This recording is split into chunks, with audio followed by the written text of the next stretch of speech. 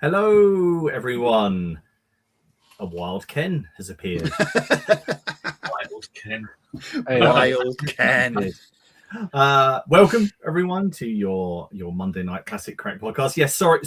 I'm sorry. You don't get that on Napoleonic Wargaming. He is more on time than us. I was listening to Steve, Dom, and Ken having a very interesting conversation about avalanches and abandoning people on mountains. We bonded on a connection around Death Zone stories. I'm just saying Yes. I didn't. There was no bonding. There was no bonding. Nothing over here. Anyway, welcome, everybody. Thank you for joining us on this slightly warm evening. I'm feeling it now. I wasn't earlier on. I want to use the word moist. It is definitely moist. Definitely moist. Moist. Well, we'll find out if that gets the stream kicked, won't we? I think moist is probably some kind of protective. Moist is all right. What's wrong with moist? I think unless you're referring to like some kind of fruitcake, it's like it's probably I don't know. Well, there's plenty of fruitcakes around here, mate. That's all I'm saying. What about sodden? That sounds just as well. Sodden, okay. Oh, damn. Dripping. Jesus Christ! I'm going to end the stream. I'm just going to It's just no point. It's just no point. Jesus. Right. Hello. Let's try again. Welcome to the Plastic Crack podcast, season 7, episode 25. Although I actually think last episode was episode 25, so I'll have to change that. I'll change that at some point. Anyway, thank you for joining us. We have Ken from somewhere. Mordor. I can see a map of Mordor. We have Steve from On Point HQ. We have Dom from there. You forgot his tag. Sorry. Oh my god! My name, you idiot. No, I was here and I'm like looking at it. It's like I was like, I know you chose. For some reason, I decided to try and read Boots on the Table, even though I know it's Boots on the Table. I was like, that doesn't say that. What am I doing? It's because I made the font so small. Anyway, thank you very much for joining us. We are sponsored by the guys over at Boards and Swords. So Womble over there. Type in PCP5, get 5% off. Say hi. And we're going to be bombing his. Actually, that sounds bad. We're going to be crashing his shop very soon in CrackCon, which we got some things to talk about tonight. But how is everybody? How's everyone going? Moist. That's terrific. Better than you, I think, by the sound of it. It sounds like you're falling apart, mate. I don't know what's going on. No, it's been a day. I'll tell you guys later. But some of the conversations I've had over the last sort of week, like bigger belief, even by the standards of what I'm used to. But it's all good. School holidays though, isn't it? And after the kids, and I put UN peace negotiators to shame today. The negotiating I had to do between my daughters was something else. I don't know how it's unbelievable. I let one of them come in the hobby room to be away from the other one, who was then at the top of the house. Wow. Yep. That's how. Let's see who's joined us tonight. Let's. I bet you let Tessa in, didn't you? Yeah, of course I did. Yeah. Yeah. Robin's like a Tasmanian devil. She ain't coming. I just knew it. Yeah. Let's see what we've got. Bill Dutton, how are you doing? Richard Hawes, evening from a warm Hull. He has a palate cleanser of 28mm French Napoleonics after paint a load of 40k orcs. Campbell Johnny in the plebiscite. Oh, the plebiscite. He's not going to make the live stream tonight, but he's having a sit down after the Perry's extracted significant pennies for the Republican French. I imagine we're going to be talking about them later. Walkabout Games, John Sowerbury, Nick Dawson, evening from the other side of Bury St Edmunds, working on CrackCon bits as it gets ever closer. It does, and we are going to talk a little bit about that tonight. Grant's here. How you doing? Mobile and Hostile, Nick Games, Lionheart, Draken Kroll, Trevor Hodgkins, Marky Sparky, Red Stev, Adam Kirtley. How you doing, dude? Andrew Pennington, how's it going? 15mm Greeks tonight. Excellent. Always like some 15mm. Mark Ridings here, Wargamer Kent. Storm of Steel, hello Alex, how you doing? Nathan McGowan, he's here, building up random historical memes to give away to kids who participated in my going on there in my wargame at my church fete on Saturday. Awesome stuff, wicked. If you want to let us know about any of the stuff like that, or you want to share about it in the group, then feel free. You know, that's the kind of thing we love to see. Andrew Oates is here. How you doing? Walt Hendrickson, Chris Strange but True, Steve Harbour, Neil Oldham, Major Clanger. How's it going? Sorry, my mouse keeps on jumping around all over the place. StreamYard has been particularly awkward today, and I can't seem to just scroll. There we go. Mort Cirque is here. Zoe Hayworth, how you doing? Double Dip, Lazy Pirate Painting, Frank's Miniatures, Shaco's is here, of course. He's the real Steve. Everyone can relax now. Hey. It's fine. It's fine. We don't have to rely on our Steve. We've got the real Steve. No. You never want to do that. You got a reprieve. Old School FRP, Simon Stokes. There are a lot of you in here. That is awesome, Steve. Thank you very much. Dwarven Mustache is here. Hello, everybody. Hello. So, it's a hobby stream tonight. Nothing too adventurous. We got some. I'm sure everyone's got some bits and bobs to work on. Let's actually find out. What is everyone working on tonight? And also, how are you? Ken, what are you working on? And how are you? I'm good, thank you. Thank you very much for asking. I'm working on terrain, so I'm working on that at the moment. Bit of Sector Imperialis stuff for not 30k war game bit thing. You can probably see all the other terrain I've got sat in the background. Working my way through that. Yes. So yeah, I'm just working on that. I'm using these pens a lot, which is really helpful, actually. A lot helpful. Are they the AK ones or the Army Painter ones? I've got both sets. I've got AK, Army Painter, and oh my god, my brain's gone. But is it not Vallejo? Is it? Who is it? Who's the other ones? Oh, the AK. Sorry, I'm being an absolute idiot. AK and Army Painter. Yeah, I've got both. Right. Yeah, I've been an idiot. But I've got 3 different types. So I've got the originals from AK, the more felt tippy pen ones. Yeah, the chunky ones. Yeah, and then I've got the brush pen ones as well, which is nice. Oh, the plate there, the play markers they're called, I think. Yeah, play markers, that's it. And I'm using the Army Painter ones as well with like the contrasty style stuff, which is really helpful. They're really good for metallics, which I'm finding quite helpful. I've also bought from Green Stuff World. I'll show you some of these pens that you fill yourself. Yeah, I've seen those. How are they? They're the same as the Army Painter ones. So exactly the same design. They work exactly the same. You just got to make sure you thin your paints enough. So it's probably for a normal viscosity paint. I would probably say I used a quarter. They say 1-to-1, but it worked out a lot less. So I used a quarter of the paint and 3/4 of medium to thin it enough to soak through the tip. Because that's the problem.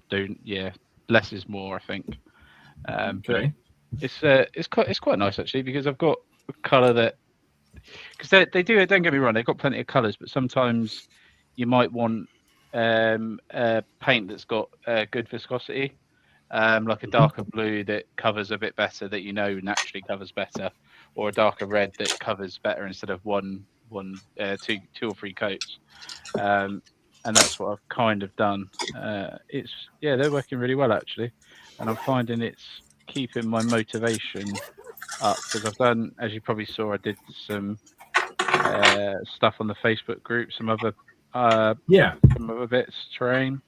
So it's just it's kept the motivation up, and it made me actually also do what you can see behind, which is the Mordor. Middle Earth, mate. You got me saying Mordor now. It's 1.6 meters by a meter. It's pretty freaking huge.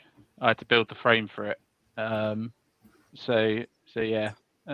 Looking forward to getting that up on the wall, to be fair.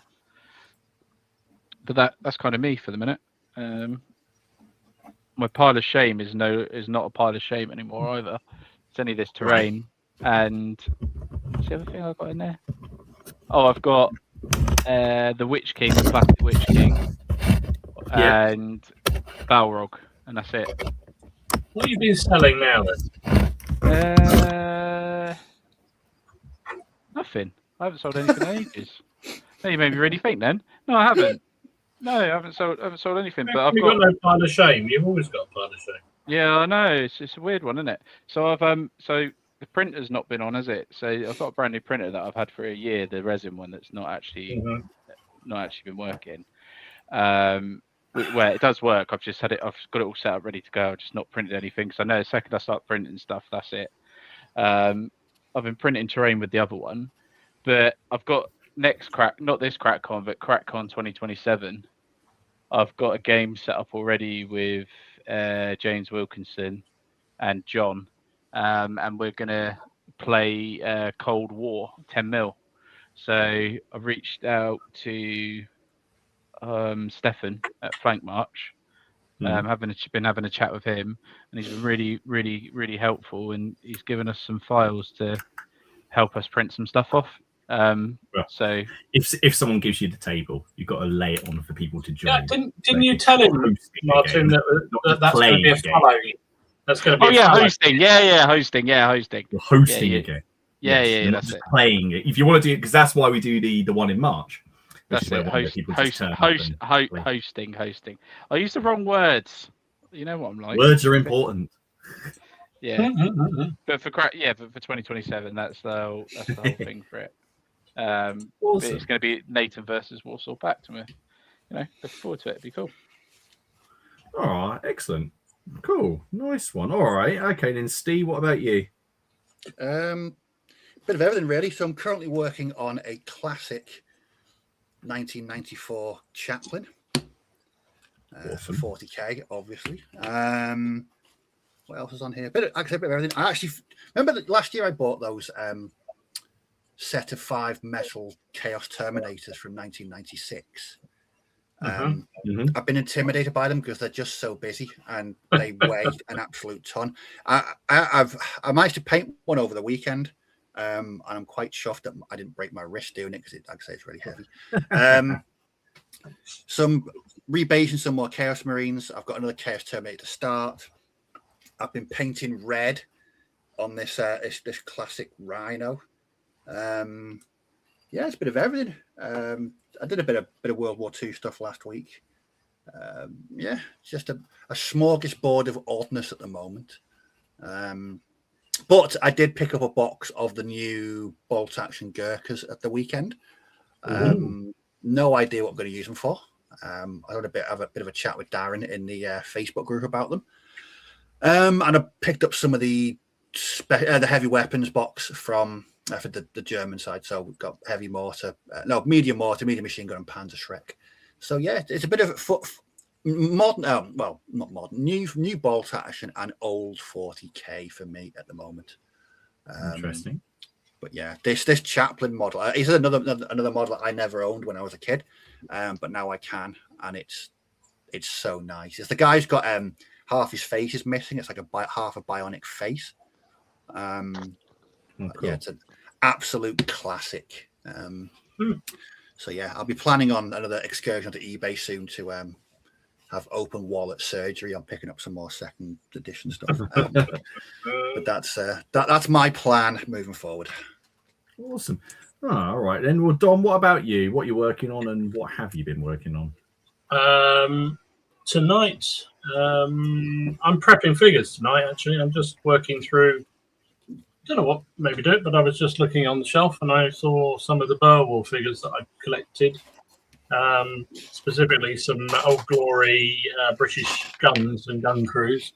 So I thought I'd put them together and start undercoating those tonight, and then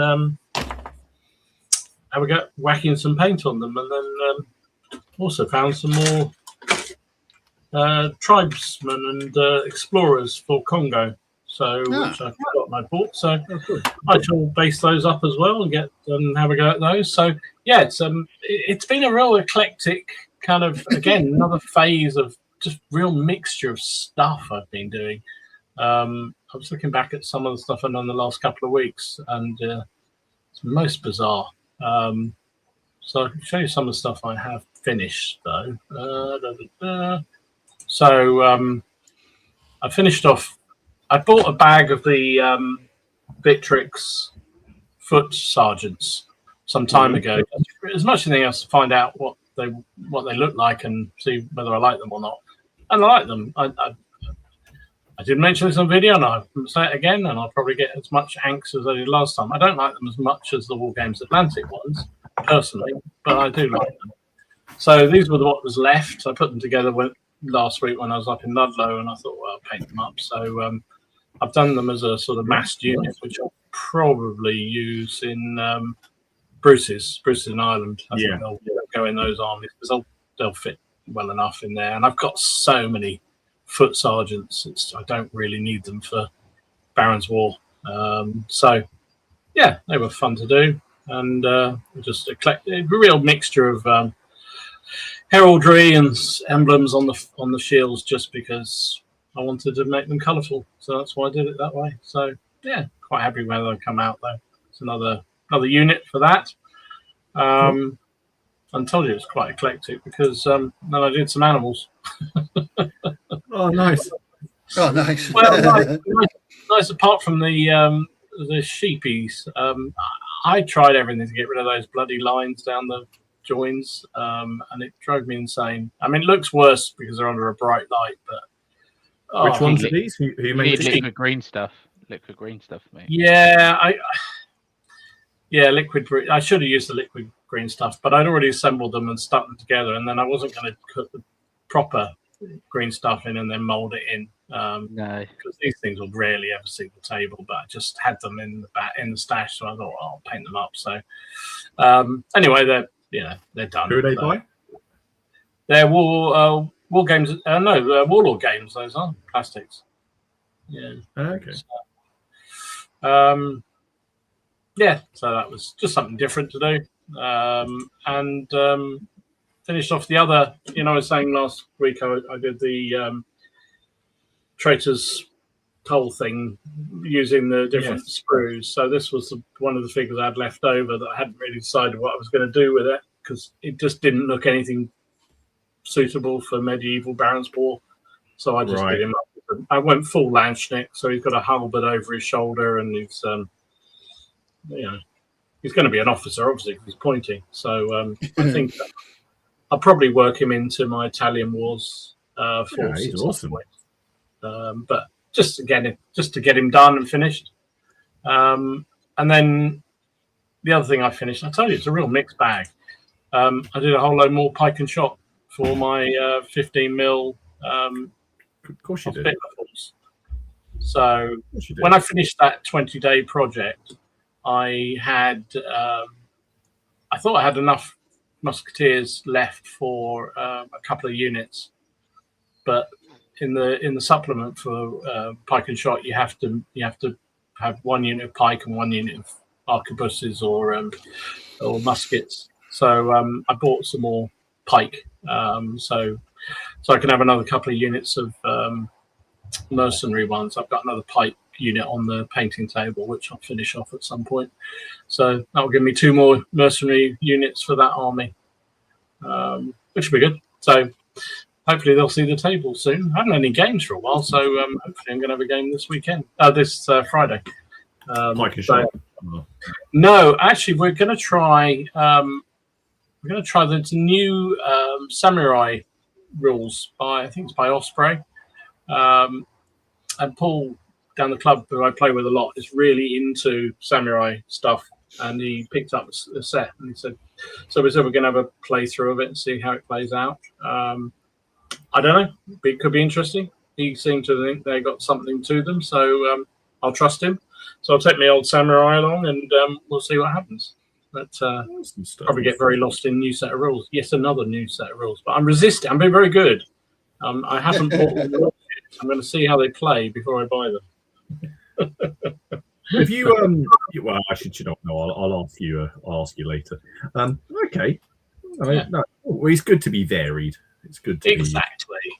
Well, I was thinking about it today. Actually, I think I don't know what you guys are like, but if I haven't got any games on, and I haven't had any games on for a couple of weeks now, if I've got a game on, it focuses my mind on a project, and I may have. I definitely do have a couple of side projects at the same time, but the focus of the game dictates what I generally will paint predominantly in those weeks. But because I haven't really had any games on, I haven't had that focus, and therefore I've just sort of been a real scattergun of just, they look nice, I haven't seen them for a while, I'll paint them. So, yeah, sometimes I guess I almost plan game by game. I have my projects that I work on in the background, I'm building units for example. But yeah, I tend to go game by game, but because my games are very scenario driven, and without any this isn't meant to sound like a derogatory, but not club play, if that makes sense, because I go into game with a very specific, I'm doing siege, and for that siege I need a battering ram, or we're playing beneath the lily banners, and we need X and Y. My painting is dictated by my games, but usually scenario specific stuff. There'll always be something that I'll be like, I need one of these for this game. Well, I say I want one of these for this game. I don't have to have it on the battlefield, but I want it on the battlefield. No, I'm sorry, I'm just finishing putting some wash. Steve, I don't know whether they work with 6mm. I'll ask Martin. He's our expert on 6mm samurai. And the answer is go no. Oh, I didn't need to mention it. I was thinking it. I didn't need to mention it. No, we did. Yeah, we were talking about that the other day. That because people said, I think we were talking about what was one thing, like a project that like we hated, and loads of people said, it might not be the 6mm samurai, and I said no, it wasn't, because it got one over on Ken, and that would still be amazing because he reckoned he was going to paint those 6mm Celts, and I painted that 6mm army in 4 days, and then that's how I knew I hated them. They were. I'm so glad I made you do that. They were diabolical. It was diabolical. It was probably the most miserable painting experience of my life. Yeah, and that includes like certain art lessons as well at secondary school. Well, what have you been up to? A fairly busy one actually over last week. So last week I had a game in the evening against Robin, and we were playing Beneath the Lily Banners. So it was, here we are, my Russians against the Saxons, because the Swedes hadn't turned up. So we were playing these. And it was another one of the get ready to chuckle foreplay scenarios, which are really fun. It is an interesting way of gaming it, because again you get that feel of quite a bit. You're part of a bigger action. But this one we kind of mucked about with it a little bit. Instead of using 8 units, we used 6, just because we were playing in an evening, and we wanted the game still took sort of 3 hours because you're filming it and chatting, and so. But no, it was a great deal of fun. So yeah, you got Robin's cavalry down the front here, and his regiments advancing. So the whole point of the scenario is that my Russians, like my chap here, have basically laid a little bit of a trap. So they've got this cannon, and they've got some foragers and some pickets, and the Saxons basically are trying to get the foragers, but what they don't know is that there's loads of hidden Russian troops ready to march out and ambush them. So there's my general sort of on the horse, General Goodenough. Who is something that makes me laugh. I mean, the battle report's out if people want to go and watch it. It was a lot of fun. They have things like training. They're allowed to incline. So normally in this, regiments can't incline. You can't just go diagonally as a unit. You have to wheel, and you have to follow. Apart from the Swedes have basically worked out how to move diagonally, which is really you make you think, oh, that's not a big thing. It is. It bloody is when when they bring all their guns spare. So so there was my light cannon getting ready to fire, and then I did get this picture just before the cannon opened fire of all of Robin's regiments in line. coming down the road. Yeah, it's really fun. It's a great game. Nice playing again, it was objective based, and yeah, just a lot of fun. It's a great system if you like narrative play and collaborative sort of wargaming. It's a great deal of fun because there's so many things that could go wrong. Initially, the scenario does seem like it's quite weighted in the Russian favor because he's got to march to me, and in the other game I was marching at him. But if there's like an ambush sort of feel to the whole thing, and you've got to launch the ambush at the right time. If you do it too early, he's obviously going to see the ambush and he's not going to advance, and he's just going to go into line and shoot you to pieces because he outnumbers you. But if you go too late, then you're not going to be able to get your regiments into position in time, and positioning does matter. And because in this one you're dicing for orders, so you roll at the start of the game. First of all, you roll at the start of the game, see how good your commander actually is. My Russian commanders, unless there's a reason, can never be rated as anything better than competent. I have to say, I haven't watched the whole of your game, but I started to watch and I saw that dicing, and I felt absolutely sure that you were going to roll a 1 because you kept saying, if I roll a 1, then mine's going to be basically competent. He can't even find his horse, or something like that. And I thought, here comes the 1. Here it comes. Yeah. Well, I rolled an 8. And I was like, yes. And then I was like, oh no, because anyone else, that meant they would have been gifted and legendary commander. No, my one can only ever be competent. But as it happens, we were both competent. Well, our generals are competent. We were probably less so. But I'm not sure about the generalship on display. Yeah, and then you're dicing for orders. So that's the thing. You might not actually have enough orders to actually launch the ambush. So you've got to be careful. It's like, well, I've got the orders to do it, but I didn't want to launch it yet. Do I risk not having the orders next turn? Because then that would be a mistake. So yeah, that was a great deal of fun. So that's up on the channel now, which is cool. And I finished some painting as well. I've finished Warhost. I finished my my mage, my Orky mage. There he is. Very angry he is as well. Not happy with life. I'm not going to lie. Yeah, no, he's fun. I thought I'd just do a little bit of very, very basic sort of spell OSL kind of stuff, and I thought I'd just give him blue eyes as well. So that was he was fun to paint. And then I did his bodyguard to go with him. I was always a big fan of the Savage Orcs in Warhammer Fantasy with the blue war paint, so I thought I got it. Now it's already been pointed out to me by my friends. Well, I say friend Robin and Matt, is that the correct type of woad to use on the orc? Yeah, questionable. Yeah, we shall see. So yeah, they were fun. And then I painted up. You can see the chappie next to him with the big club and the skull of something big. Nice.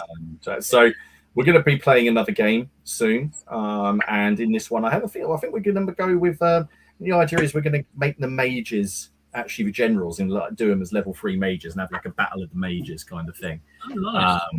And then just have like some big bruiser like the guy there, who's there just to sort of help them. Yeah, they were fun to work on. Obviously Paul Hicks sculpts.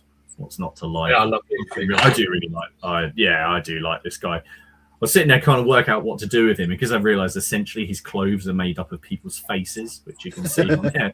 Just lots of different browns and flesh colours, and then highlighted up.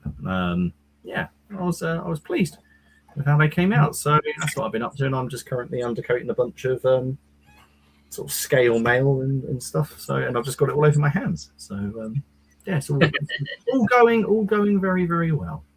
Right, let's have a look at the comments. Andrew says he went on a buying spree the other day purely because he saw it on the shelves. 2 Osprey books, Pikeman's Lament, and The Many Woodbeckins, and a box of Perry Franco-Prussian French. Why not? That's a good set. The Franco-Prussian ones, they are a nice set. They are a good set. Yeah, they're very good set. Shakos, look at those flags. There were a lot of flags. There was a lot of flags. Lots of flags. Yes, that seems to be the main thing. Lots of flags. All flags are better. They don't stop, but because the fun thing in Lily Banners is there's no saves. You're rolling for casualties. So if you've got 6 shots, that's 6 chances of putting casualties on someone. There's no morale saves. There's no armor saves. You just that's how many casualties are put on the unit. So you've got to be prepared for It was loss. brutal, I have to say, watching some of those things. Like, bloody hell. Like you say, no saves. So bang. Yeah. No, Unit. no, it's great. But it's because of the system. It's very similar to the game that's set in space that might be a little bit strange that Steve likes. The whole system odd is folk are involved in, yes. odd folk in space. Because you're changing your dice value. So so the dice skill of a unit might be a D8, but you're at I don't know. You could say, for example, you've got 3 bases, so that would be 3d8. They've all got flintlocks, so you add a dice, that makes it 4d8. And let's say they're, I don't know, they're on a defend order, that gives you 5d8. But because you're at, like, say, extreme range, you'll be re-rolling hits. Or if you're shaken, you go down a die type, so you'll drop to d6, and 6s are a success. So I really like that system. I like it that the range bands actually matter. So you hold your fire till you're right in their faces, you'll get a lot of dice, because most regiments have thirst fire. When you use thirst fire, you go up 1 die type, and if you're at murder range, you double your dice. So a normal unit would go from rolling something like 4 or 5 d8 to rolling like 10 d10. So if you're ballsy, it works out. Yeah, but you've got to exactly. You've got to hold you, and because you can't move and shoot in this game unless you have first fire. Unless you've already got the muskets loaded, you can't move and shoot. So if you're stationary, you can. You can rest. A unit can rest, and then you get first fire back. So you can always, hold a unit and then try again. But really, it's about who's gonna hold their nerve first. Do you march right into their faces and risk having to take a morale check and routing, or do you bottle it at sort of, when you're about 10 inches away, when one more move would do it? If you take hits from artillery, it's an automatic, because artillery in this period it's not like Napoleonics where it's organized batteries and it's a lot more sporadic. So artillery isn't doing massive casualties, but it causes a morale test with even just one hit from that you're having to take a morale test. So what artillery will do is check you. It will stop and advance. So there's no point in getting attached to your units in this game, which is like, you have to think about who am I willing to sacrifice going in, and I enjoy that. Why do you think he likes it so much, Ken? Because he doesn't have to get attached to any units. He's going to get blown away. Excellent. Right then. I can believe that. I can believe that. Yes, yeah. There were, when I was doing the edit on the game, which is always fun, and there's always bits of moments you're like, man, those were some bad dice rolls.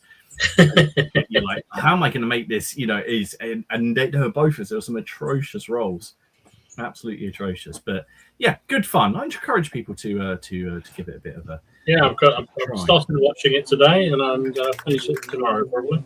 Very good. You enjoy. You enjoy.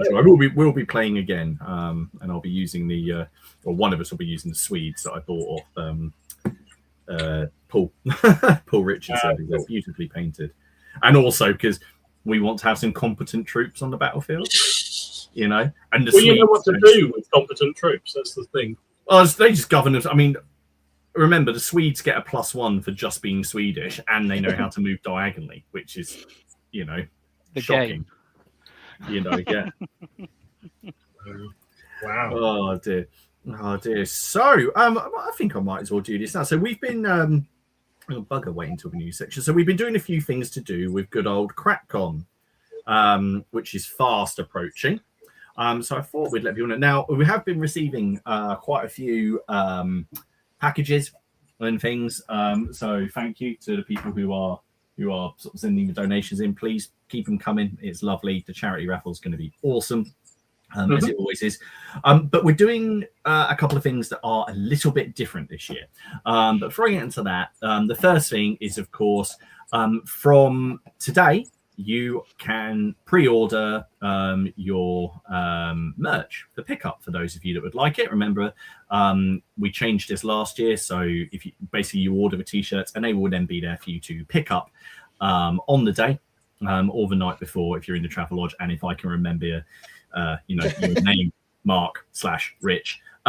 So yeah, please do. Buy the merch. Say all of the profits of that go to charity. So let's pop that up. So here is the merch list for.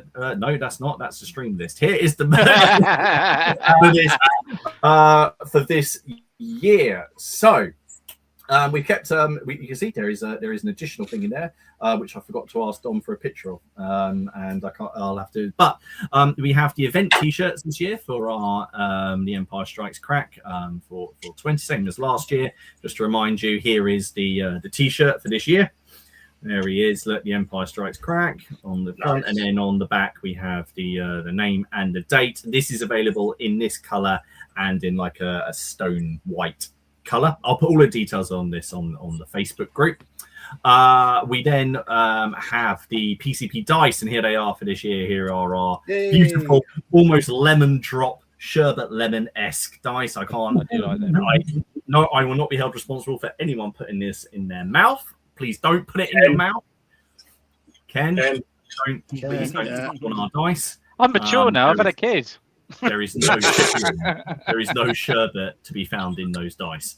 So you can get a pack of 6 dice for the sum of £8. There is the mugs, which are the PCB mugs, which we will have a picture of next week. But I think if everyone has seen them before, they'll be updated. They have the artwork on them, and they look awesome. That's not the bloody thing. That's the stream menu again. You keep doing the stream. Yeah.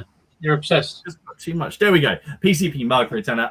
We have beanies, which Dom has gone and made. So we have some PCP beanies, which are great fun. And of course, you can do a combination of the dice mug and t-shirt for £32.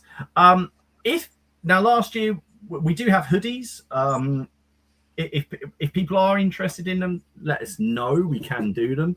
They're very warm. They're very, very nice. But probably need them at the moment. But they're a little bit they are pricier.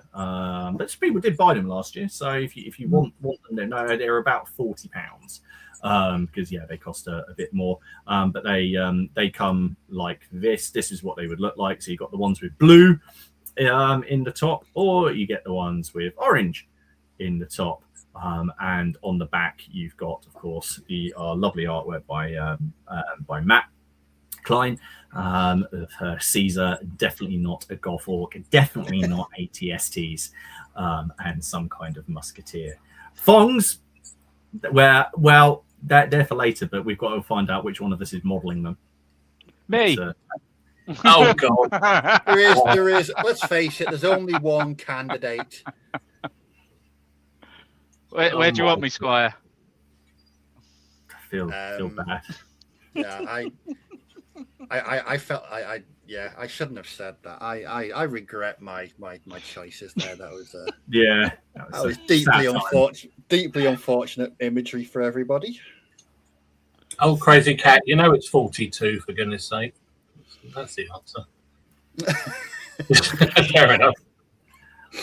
And so does But something that let us know. I'll put that post up in the group. So those of you who like them, let us know, and we'll get that all ordered. Of course, if you're coming to the day, you'll get your dice anyway, and there'll be a little bag of goodness. But this year, importantly, there'll be no sprue. No sprue in the bag. And we've taken this decision. There's going to be other stuff, but we're taking a decision because half the point is you get the sprue, and 50% of the people who are serious don't really want a sprue. No. And it's usually a sprue from us. So you'll see people swapping them around, and then we end up with half of the sprues back for next year. So what we're going to do this year is regards to sprues. So Dom came up with the name for this. I was chatting to Dom the other day. We are holding what we are entitling the Sprue Amnesty. So what we're going to do, if you've got unwanted sprues, preferably complete, bring them with you. donate them, and there's going to be a charity sprue box at the front next to Haley and Jill and Tans who are doing all the tickets. And those of you who are looking for bits or conversion parts or for a new project, you can go along and just pay what you think it's worth, pay what you want, and all of the money will just go to charity, basically. Yeah. So, because there's going to be loads of people who don't want, 36, Dark Age Scots, for example, from Victrix. You might just want one, or you maybe just want another Fallschirmjäger. You don't want a full set. You don't need it. Plenty of people want them for kit bashing and stuff like that. This seemed like a decent thing to do. We've got loads of sprues, so we're going to create a box at the front. Go along. Yep. If you think it's worth, a quid, then just put a quid in. If you think, this is worth a fiver, put a fiver in. We only want sprues that people are going to do. Because sometimes what we do is we put these sprue bundles in the raffle, but they're kind of cobbled together. We're going to put, if you have sprues to donate, not talking about complete boxes, but just odd sprues like the one War Games Illustrated, or ones that are left over after a project, or a bit of terrain, something like that. Bring them along. We'll pop them in this box, and people can come along and have a look. Yeah, we can do it anonymously. Absolutely. Yeah, absolutely. We should put a little sort of little curtain around it so that people don't can deposit without anybody knowing what's going on. Although I'm still quite upset because there you go, you can get them from there, Alec. Yeah, you just have to pay. That's a Yorkshireman in him coming out right there. Yeah. I'm still a bit disappointed because the look on Dave Brown's face when I swapped his sprue for I think it was Quars or something spacey. Dom, do you know what it was? Yeah. It was Frostgrave Cultist. Do you know how I know it was Frostgrave Cultist? Because he gave it to you. Because he came up to me in Boars and Swords and said, Steve, you're the weirdest person I know. You might get some interest out of these. So, yeah, I felt sorry for him because the chance of Dave ever using Frostgrave Cultists, I mean, come on. I picked that bag up specially because I thought it had the weirdest thing in it and handed it to him just to see what he would say. That's nice. See, I think it was two or three CrackCons ago that there was a World War I book in the raffle, and Alex won it, and I gave it to him, and he essentially threw it back at me, violently, aggressively. Yeah. Yeah, we could weird shizzle. Yeah, that's a good idea, James. I like that idea. Yeah, no, it's but yeah, it's so there we go. It's there you go, AJP Taylor. There we go. That's not that Alex has an axe to grind. That's food is that. But there we go. So that's what we're doing. The sprue amnesty. But perfect place if you're just looking for a few extra models to bulk something up. Or you've got something that you don't want in, bring it along, and we figure that's the best way. Don't worry, the goodie bags aren't going anywhere. There are plans afoot. Oh yes, which are definitely happening, which is great. But there'll be more on that as the time comes. Everything else, guys, what we would like, obviously, if you're hosting a game at CrackCon, post about it in the group. We're going to be getting in touch with you. We want some details, want some photos if you've got them. We're going to be sharing things. We're going to put it on here. We know not everyone's coming to CrackCon. Well, obviously they're not because there's like 2,500 people in the group. But we want to share pictures. We want to show people, the games, and what's going to happen. So yeah. Hello, James. Yes, I know you. Yes, you were down the road from me at Sutton Hoo. I was unfortunately I had the kids all weekend, and I was unable to make it to Sutton Hoo because I had no car. But yes, we were talking about the Ragnarok Kickstarter last week. It does look very tasty. Very, very tasty. Very, very cool. Would there be additional Haribo? Depends how nicely you ask Kaylee. That's one of my favorite things about CrackCon is she goes to buy the Haribo, and she usually just to get me away from the city, she just throws them like treats away from the bags. Is CrackCon only on Facebook or is there a website for event info? Dom, could you put the ticket because is there a couple of spare? Yeah, there's a couple of spare tickets. Yeah, there's a couple of spare tickets. If Dom, so it's on Eventbrite. Dom will put the link up. Bear with, I shall do it right now. Yeah, there's a couple. We've had a couple of people drop out, so there are a couple of spare tickets if anybody would like to go. Yeah, if I can find it, I will put it up. Excellent. So nice. Good times. Good times. I am looking forward to CrackCon. Robin and I have had a sort of a chat and a planning session, and everything's coming together very nicely. Hello, Rob. How are you doing? You're on a call. We'll have to work hard. We'll have to. I don't know if we've mentioned any miniature companies yet for your Not app. yet, I don't think. Dom will be on it. Shoot. I don't know whether this link will work. It's a blooming long one. No, that's wrong. Something's gone very wrong with that link. That's really gone wrong. Ignore that. Yeah. That's very odd. Rob's just broken the chat. What the hell? What the hell's gone on there? Good grief. Ignore that chat. Yeah. Well, if the stream wasn't flagged, it's flagged now. What the hell? Flagged for spam. Yeah, probably. Sorry, Oh Martin. God, I pressed the wrong. No, I nearly put myself in timeout then. That'd have been quite funny. That would, yeah. Go off you go. I didn't know. Did you see? We've had a Twitch bot. It's the first one in a while. Yeah, we have. We had They a weren't Twitch selling bot. sexy ladies though, which is disappointing, really. I felt. But there you go. No, that won't happen on this stream. On this one. Oh dear. I'll try that again. Bear with. While just so people know, if you have the chance, I watched the film Primate at the weekend, and it's well worth watching, Steve. If you're for some weird monkey horror goodness. I mean, it is a film about a crazed or rabid chimpanzee that goes on a killing spree, killing annoying teenagers. But you know what? It's a proper good creature feature. It was really good. The animatronics and puppet in it is ace, and there's some nice gory violence. So, and it's only 90 minutes. So I was thoroughly entertained and enjoyed it. So, yeah, Primate people, go watch it. You guys do love your weird shit. It's not weird. It was a massive film. It was a massive hit. It's weird. It was. It's a horror film. Shut up. You go watch Rick Astley. Yeah, only because Elaine made me watch it. Yeah, you went to watch Rick Astley? Only because Elaine made me.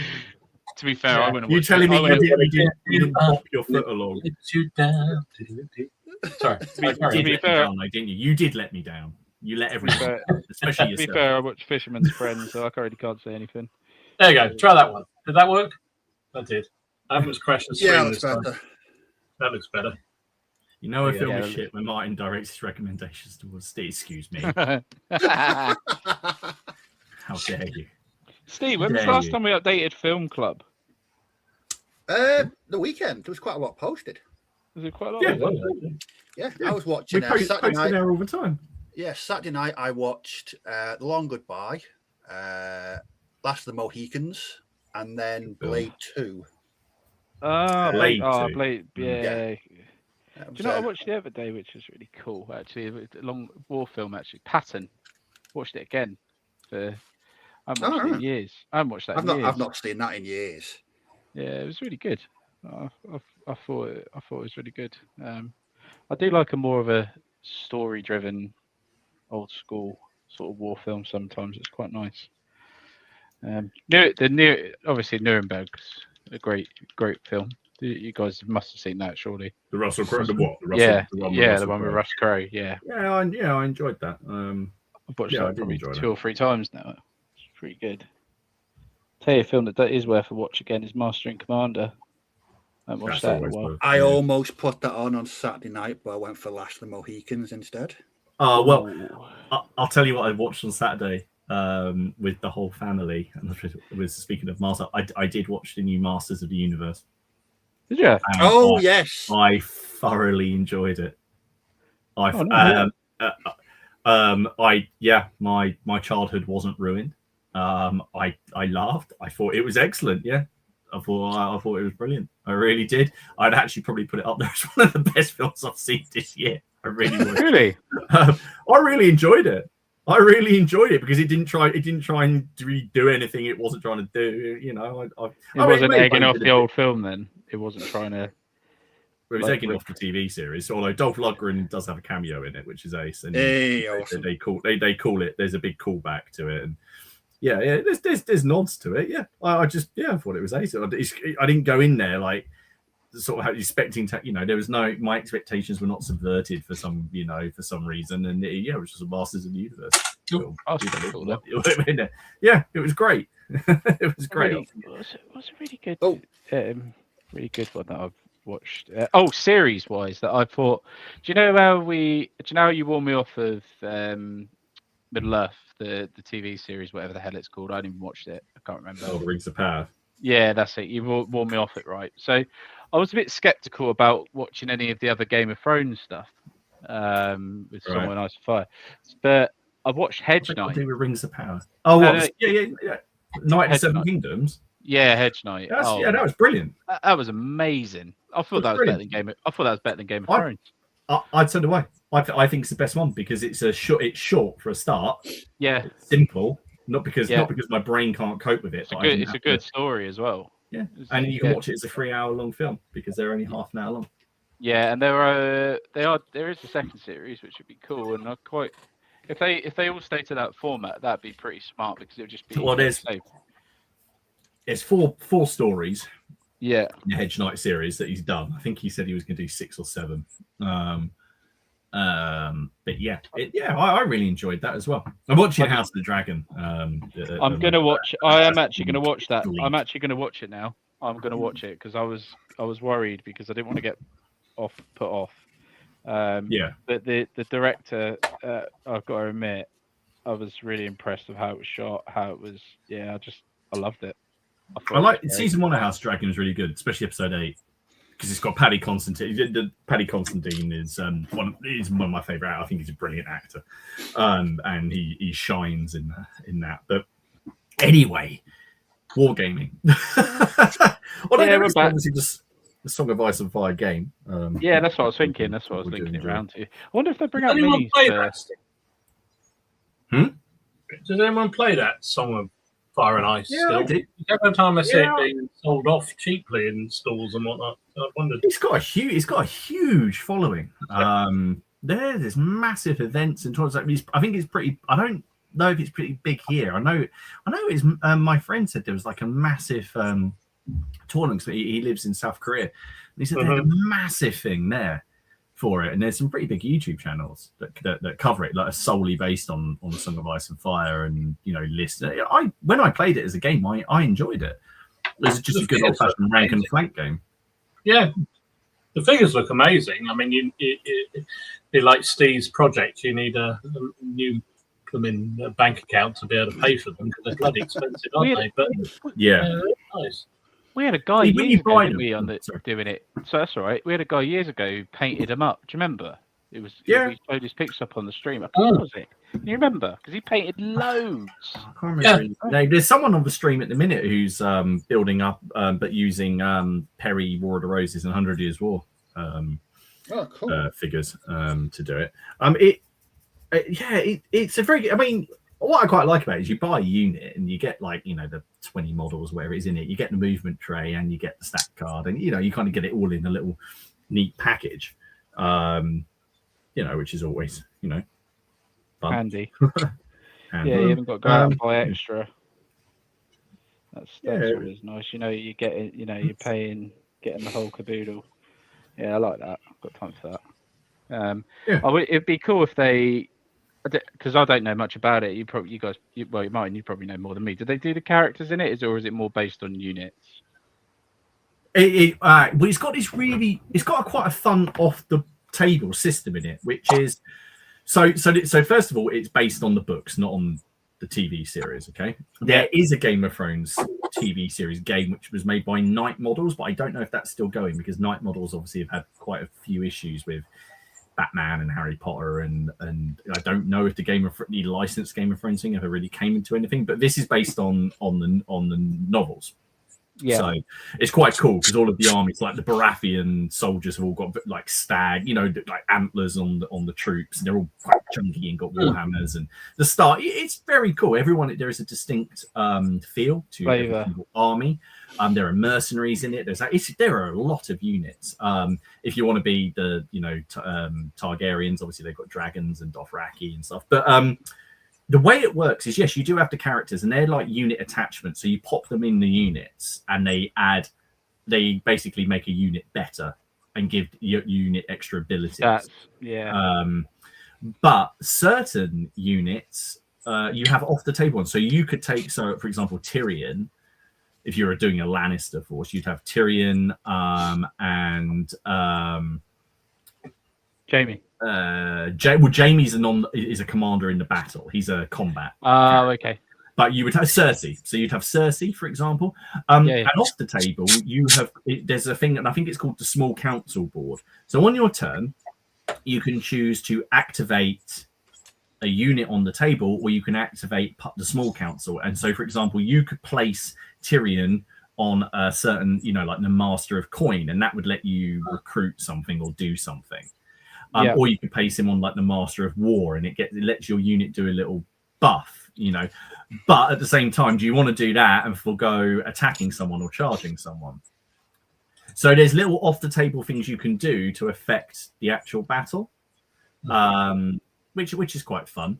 But yeah, it's I always had fun playing it, and I think they do some pretty good army sets. But yeah, my friend has 2 armies for it. I got another one who's got a couple. I think he's even given an army away. I had a game against someone, and they used the people from Beyond the Wall. Wildlings. The Wildlings. Wildlings, yeah. And they had like giants and stuff. But yeah, you can play games of it. To be honest, it just looks like a medieval battle. Because there's nothing fantastical about it. Not me, it's Steele do the tumbleweed. He doesn't understand what's been talked about for the last 5 minutes. It's not me. I watched it. He never watched any of them. No, I did. He has this weird affliction. I watched 6 episodes of the first season. I'm not joking. I was so bored. I was literally almost comatose. So someone said, "Oh no, read the book. The book's better." So I went out next day and bought the book, and I found it impenetrable. I've said before, for me, if I want some old school sword and sorcery, it's Dragonlance every day of the week. Fair enough, mate. There we go. Fair enough. Can't say fairer than that. Although it's really strange when someone finds out you're a wargamer and they try and engage you in conversation about Game of Thrones, and you're like, because they naturally assume because you play with toy soldiers and roll dice, you like Game of Thrones. So I've had to. In my old place, loads of people liked it, and they were always trying to engage me in conversation because they knew. I was like, no, absolutely not a clue. Sorry. Try Overlord. I've seen Overlord 2018 with Kurt Russell's son. Darcy Nazis carrying out evil experiments on French locals and some US powers. Yeah, is that the one where they put the grenade in the guy's mouth and then tie him to a motorcycle and drive him into? Fuck. It's good actually. Overlord. It's a good film. It's fun. It's fun. I must have seen that. I can't remember. Yeah. Is it horror? Yeah. In the same way that like Call of Duty Zombies is horror. Okay. Andrew says, I love those giant models. They look Fey adjacent and the weird bog creatures, not your standard just big Vikings styles. Matt says he watched Game of Thrones to the end of series 4 and he felt it was corroding my soul. Yeah. It's definitely. I enjoyed it. I really enjoyed the whole thing, actually. We haven't watched the new one, though. I did feel, I felt the quality did dip. Yeah, significantly. But apparently, so one of my favorite series is I love Conan. I love the original Conan novel. Conan. Yeah. I'm still sitting there waiting for that one day to. I mean, they are making a new film with Arnie, which I will watch and I will love, even no matter how crap it is. I will love it. I'm with you completely on that. You know, but it's Arnie. You got to watch it. It's Arnie, but well, the thing is, the original Conan film, I Will Die on This Hill, is a really, really good film. Oh, it's a fantastic. Oh, it is a brilliant film. Yeah. Love it. Amazing soundtrack. Because like the screenplay was by Oliver Stone, and they actually, believe it or not, they reined him in. Like they reined him in. He had whole scenes where there was gonna be like armies of like mutants like going across like across the screen, and Arnie was just gonna be punching them in the face. But I still think that the little kid on the wheel of pain, pushing it and then just sort of slowly transform, gets bigger and bigger and bigger muscles, and then he looks up and it's Arnie is one of the best like reveals of a character. I love it. And that final battle, I wonder if we could use pillage to kind of recreate that battle, that battle at the end with the traps. Oh wow, yes. I wonder if we could do that, because you'd only need like 3 models for Conan, because you'd have Conan. There's Conan models out there, or Conan adjacent. So his estate is over 100 years old now, so you're not going to get sued. But Conan, the Subutai, the archer, and then the old man, who's his chronicler, with all the pot armor on, and then I don't know, maybe 15, 18 other guys. We could use our horse archers, because they're all mounted. It's entirely mounted force, isn't it? It is, yeah. Oh, we could absolutely use pillage for that. As you crack on 2027 game. There's our salute game. There you go. James is ahead of you. There is fire. He sets fire to his beloved the night before. We'll have her smoking. Yeah, I like the sound of it. I think that'd be a great little scenario. You could do it on a 4x4, make that sort of Stonehenge thing. You could have some little rules for traps. Absolutely, I agree, Alex. Absolutely, the soundtrack is amazing. The Anvilocrom, the opening, dun, dun, dun, dun, which has now been sampled by so many people. It's absolutely awesome. We used to play the Conan role-playing game. I've got it down here, the 2D20 one, and I just had it essentially on repeat for 3 hours, which might be why they probably ended up being a bit sadistic and we stopped playing. But yes, that's it. The Battle of the Mounds. Yeah, because it's all burial mounds. We've got to do it. There we go. Got to do it. The nostalgia's grabbed you, mate. I love it. Well, the Monolith board game. If any of you played it, the Conan Monolith game? No. It's fantastic. It is fantastic. It's got an awesome risk-reward resource sort of system in it, because it's directly tied to your health. So you have, say, Conan has a health of 18. That means he's got 18 energy points to spend doing stuff. So it might be, for example, 2 to move, 3 to attack. And so as he loses life, what you can do becomes less and less and less and less. But what I loved about it was they made a model of a camel for him to punch, like he does in the film. You've seen it, Ken, haven't you? I'm too old. I'm too young, mate. It's not my thing. You're out by about 10 years. I played a video game of it. Ken, it's on Disney. Just go and watch it. Yeah, just go watch it. Just go watch it. Just the original one, Conan the Barbarian. Just go and watch it. Yeah. This is why I'm not piping up. Yeah. Red Sonja. Yeah. Yeah. Have you seen the new one? I've heard about that one, but I watched the new Red Sonja, and I didn't think it was terrible. I mean, it wasn't great, but it wasn't. I've seen far, far, far worse. Far worse. You've watched far, far worse. Usually most weeks, right? It's true. Absolutely. No. That would be quite fun though to put on something like. Did I tell you guys? I'm sure I did.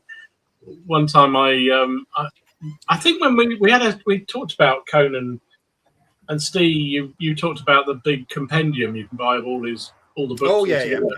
So of course I duly went off and bought that, and started to read it all, which was fantastic, and it brought back so many memories of those books. And then I thought, a bit like we just done there, I thought, wouldn't it be great to wargame it? Because I just remember all those different troop types are in it, and they're obviously all based on particular that one historical precedents. Yeah, that's the one. Awesome book. Yeah, that's the one. Yeah. Yeah. Ken, you can get this as an audio book. Get it? Get it. You love it. It's The Chronicles, yeah. It's an all of the absolute original stories. Yeah. donker. Basically, all the original Conan stories. And it's and I picked up a set of rules that actually would allow you to play the game, and it told you how to play different figures, to convert different figures to different troops. But it was done from about the 1980s or something, so most of the figures you can't even buy anymore. I just slowly put it down. I thought, no, I'm not going to do that. I'm sure someone tried to kickstart one a couple of years ago, and I think it was just called like the Hyborian Wars in the Hyborian Age or something. Yeah, like that. that could have been the set I found. Yeah. That was. What as I say, the thing is, his estate is now. There's other people now who are sort of producing Conan stuff because Conan licensed to Marvel, so Marvel produced Conan comics in the 70s, and they're very successful. Then that license ended and it went with Dark Horse, and they did an amazing run and basically retold all the new stories. As he made contact with a camel, put it out. I believe. Do you know what? I want that to be true. I really hope it is. I would hope it's true. Not that I'm up for animal abuse or anything like that, but it's the kind of thing that I feel like Arnie would. It sounds like an Arnie story, the kind of thing. There's sorry,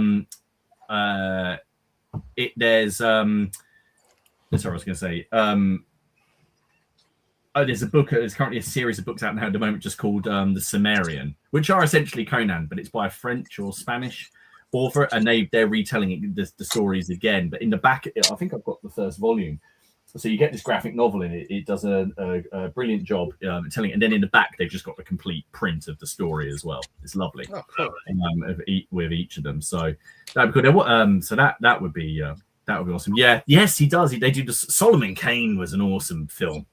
Oh Did yeah, you watched see earlier this year. Yeah, really, really good. Really enjoyed it. Have you watched that, Ken?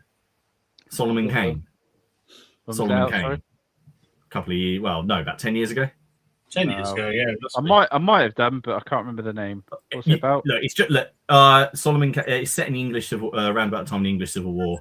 Solomon Kane is a Puritan who hunts evil in England and everywhere in the 17th century, being a Puritan.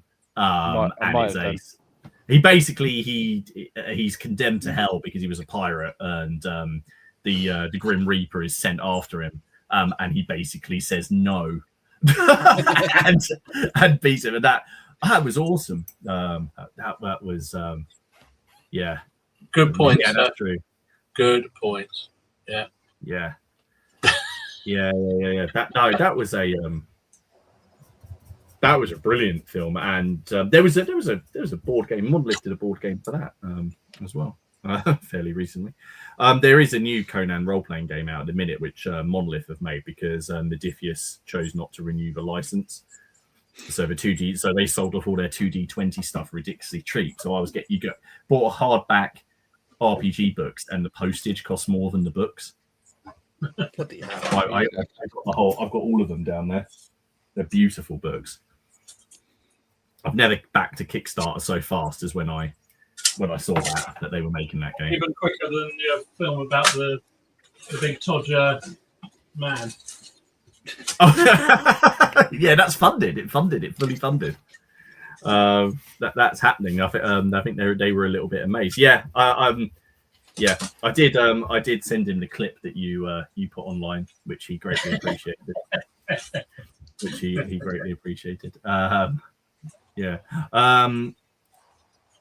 Dan, I'm still not sure if I prefer James Pufoy's rendition of Solomon Kane or Mark Antony. I think Mark Antony edges it because now I can't think of it. When anyone talks about Mark Antony, I just think of him. He was phenomenal as Mark Antony. I mean, I love Rome as a series. It has its flaws, like everything has its flaws, but Mark Antony, he was perfect for Mark Antony in Rome. In fact, the casting in Rome I thought was pretty good. I mean, Kieran Hines as Caesar.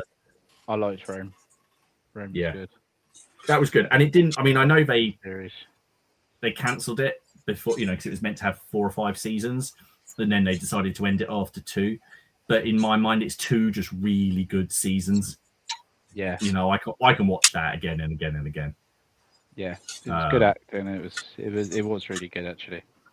Yeah, I thought it was yeah. probably one of the better seasons of the time when it was out. Oh yeah, I mean 2000. I watched that was out when I was at university, so that was That was ages ago, wasn't it? 2003. Was it 2003? The first season of that? Was it? Yeah, Something like that. Jesus. Yeah, it's crazy, isn't it? Yeah. 20 years ago. That's what I mean. And the filming back then was good for it. Yeah. Funnily enough, we're talking about James Purefoy, Mark Antony. He plays King. He plays He-Man's dad in Masters of the Universe. Yeah.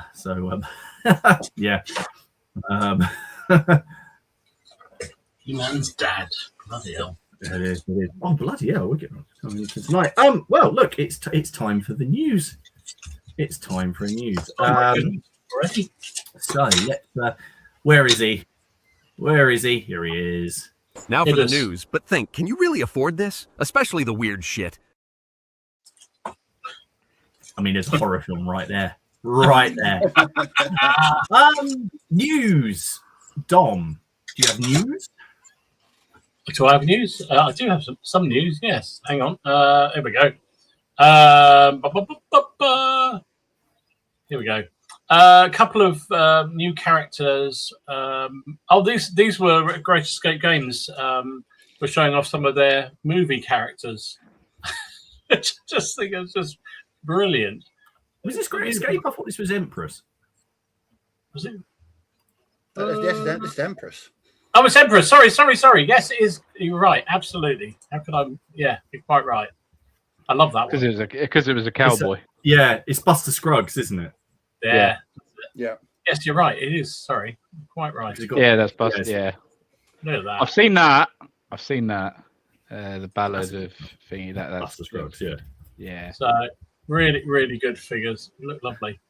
And they got the tin hat. Yeah, there he is. There we go. The man with the tin hat. Superb. So really, really good indeed. Also, the other thing I saw was Steel Fist. Have got some. They're continuing with their expansion of their 15 mil Scots Covenant forces. So there's a whole load of dragoons there. I think they are. Yep, that's what it says. Read it, Dom. It does say dragoons. So you've got the mounted versions and then dismounted fellas. And Steel Fist is such lovely. They are. All their figures are the 15s to the 28s are just lovely. Speaking of them, they've I think these are remodeled light cavalry.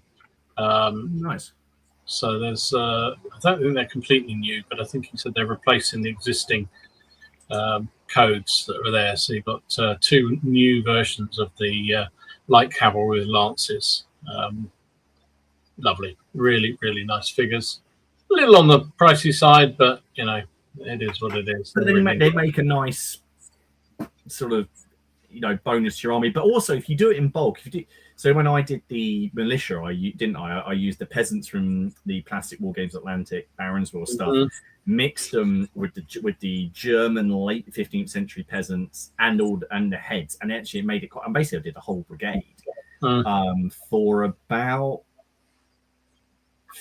50-60 quid, which was 3 units and a command stand, 3 big units, and a command stand. Okay, you could do it cheaper if you're printing or if you're doing that, but they're I thought this is as close as to no one's making the historic the models that I need for these, so I'm going to try and kit bash something and convert stuff to as close an approximation as I can get.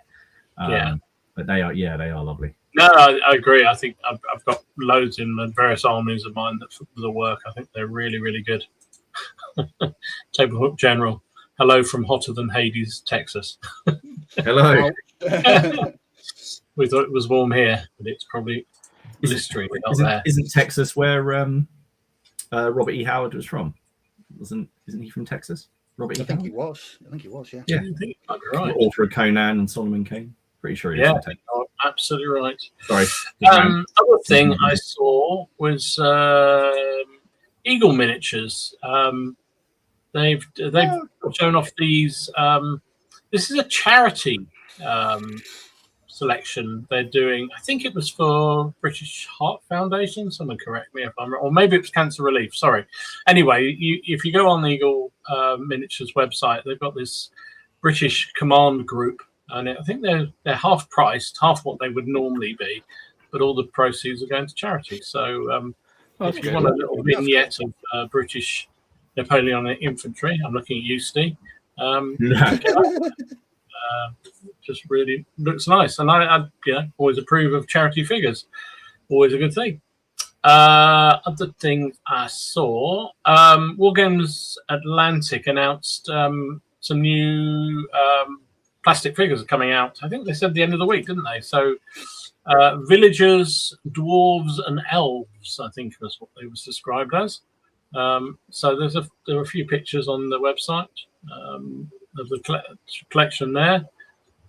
Those elves look a little unhappy, and I'm not sure. I don't know. I'm no expert on elves, but I don't think I'm. The middle one looks like it could be. Yeah, not Lord of the Rings style red hands. Yeah, I like that. Cool. Star Trek, isn't he? That one. And then there's one's a villager, and I presume that's one of the dwarf figures. So anyway, check them out. They're going up on sale. I think they said the end of the week. But Wargames Atlantic are always doing so many sprues and so many different things coming out. It's ridiculous. Trying to keep up with them is hard work. Talking about pre-orders, Blessed Perry's, they want long-awaited plastic revolutionary French infantry box sets, which we've shown the sprues of many times. They're going up on sale for pre-order. I think they're aiming to get them out mid-August, I think is what they said.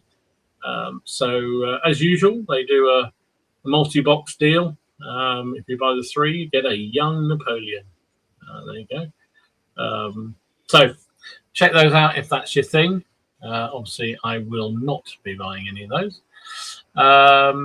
And I presume you saw this one as well, Martin. Grey for now. Yeah, I did. Yeah. One of the warrior priests characters. They're such nice figures. Really good. It's worth saying as well, if you subscribe to the Grey for Now Games newsletter, you get the rules for Test of Honor for free, which is a nice. I think it's a fantastic game that I need to play more and do some more on the channel. It's a brilliant game. I would like to play it. I just haven't. Have you got it? Or have you... I have got the rules somewhere. Yeah, I've got some. I did buy a warband, I think, of some sort. I can't you've probably got. Well, you pretty neat. You've got enough samurai. You could just make. Yeah, mine are all multi-based though, so that's the only thing. Okay. I did get some, but anyway, yeah, I'd love to have a go at some point. It always looked really fun-looking game. So that's all I saw. Have you seen anything else? Yeah, I did. Yeah. So, right, what did I? Well, I saw that, so I shall delete that. Thank you. There he goes. Right now, this has got people split a bit, and I've seen some comments about this already. But Modifius got the license for XCOM. Hands up if you've played XCOM. Oh, okay. XCOM, you would actually really enjoy it, Dom. It's essentially a turn-based strategy game. It's turn-based, sort of. But it takes a lot of nods from wargaming and things. And aliens have invaded, and you've got to put together XCOM to fight them, and you train up your soldiers and your squad, and you recruit. And you've got 2 parts of the game. You've got the mission part of the game, which is, you're moving people around on a grid-based system. And there's percentile chances of hitting people. You put them on Overwatch. Really good fun. And then my favorite bit of it, which is where you're looking after your base, and it's like an ant farm. So you can zoom in on different parts of your base and see your troops like in the mess hall, or, you promote people. And there'll always be a hard bit of the game where, like, you complete a mission, but your favorite soldier has died. And then you do what I do, which is reload it. So you do the mission again so that your guy doesn't die. I sacrificed so many low-level guys in XCOM because I just didn't want my main guy. Anyway, Modifius have the license, and they've got a war game for it. Nice. So here you go. It's the miniatures game. It's a solo and co-op game. Okay. The miniatures are available I think I read this right. The miniatures are available in resin or HSP, the basically plastic, which I thought was weird. But I don't know. I think I've seen some in the comments already. I'm not quite sure what the pricing is. High, yeah.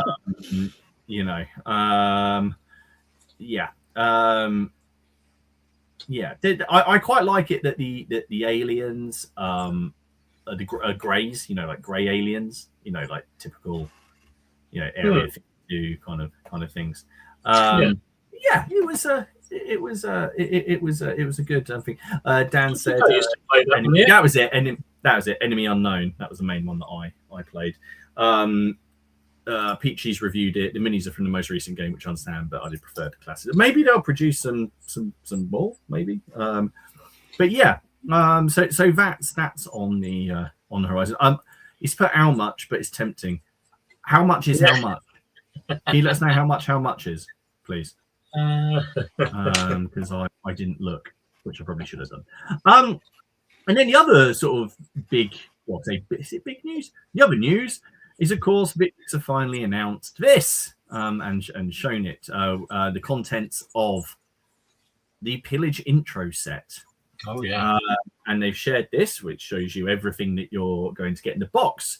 There's this introductory rules booklet and linked games, tokens, a poster, a double-sided gaming mat, which I imagine will be card or like a poster, a special frame of mixed loot that they've made, so you get some animals on it and some like chests and stuff, which I actually think would be really useful for pretty much anything.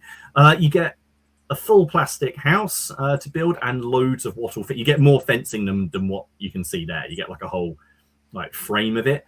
You get 8 Vikings and 6 Irish as well. Now I don't know if you guys have seen this. Have you guys seen the price? No. How much? How much? What do you think is the price for that? What would you think the price is? We got a rule book there. So it's not a full rule book. It's not a full rule book. It's an introductory rule book, but it has got linked games in it. It's got a hobby section in it. 90 quid. Okay. I'm out of touch. So and everything. That's all plastic scenery, and sprues and stuff. So you say 950, Steve? I'm at 75. It's 42. Wow. Perfect. It's £42.50. Yeah, I think it's a lovely little. You can get dice and all that kind of stuff in it. I mean, I do enjoy this game. The artwork, they had this artwork commissioned for the front of it, which is very cool. So yeah, it's like I say, it's not a full rule book. It's an introductory. I think it's quite cool because it's the kind of thing I'd have loved at Christmas as a kid. Here it is. See some people. There are some comments saying, why not put in the full rule book? And they were quite honest. That would just push the price up. For this, people can get into it if they like it. How much? What? 180 quid for the XCOM set. Wow. Okay, so that has a full rule book, right? The XCOM thing. This is 42 and is all plastic scenery and multi-part models and. So you could have maybe 5 of those pillage sets for that. Yeah. Yeah. Yeah, but it's not the XCOM license. Yeah, true. But yeah. So yeah, it's I think it's interesting. I think what's interesting is they've gone for the small, because I think with starter sets you can I'll do this because there may or may not be stuff coming about this. Who knows what I know.